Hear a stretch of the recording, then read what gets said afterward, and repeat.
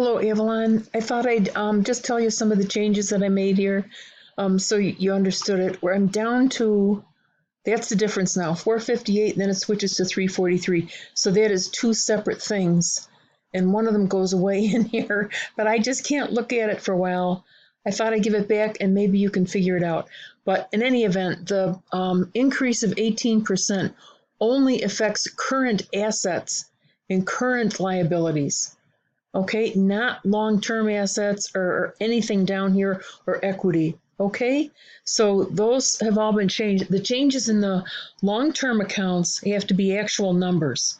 All right, so I fixed those, and then down here, I'm this current portion of long-term debt bothers me. I think we might be more successful if we just make it all long-term debt and record the pay down, and end it, because the breakdown of it, like the change in the current portion and all that stuff, makes it difficult. I think it's a problem. So maybe I'll do that after I send this to you.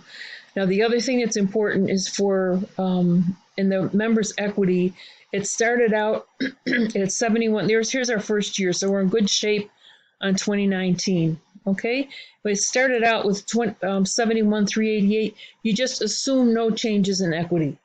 Okay, and this is like stock or something like that. So just assume that that's flat. And here's retained earnings or deficit, and this is our beginning number, 63,453. Now this number is equal to the prior year plus net income. Okay, so each year we take the prior year plus net income, and you can see how that retained deficit is decreasing. It's taken its time though. It's really a pretty big number. And there's total equity then would be here. Okay, so there's our difference. So at least we got 2019 tied out.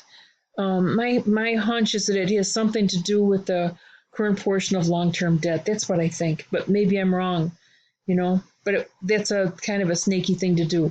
Then what else did I want to tell you? The statement of cash flows. What did I do here? I think I changed the, I can't remember. Oh, I think the change in long-term assets, it's just zero. Okay, there is no change because everything that changed in it was depreciation, and that's already been accounted for up here. We're not assuming that they're buying any more fixed assets. Okay, and the payment of long-term liabilities is probably in here. The payment of long-term liabilities is actually the current portion of long-term debt.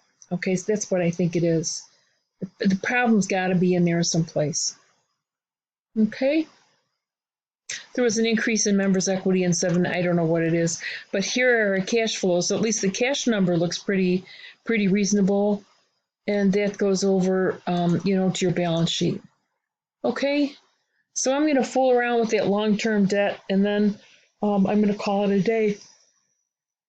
But if somebody wanted to look at this, it's all yours. Okay. Okay.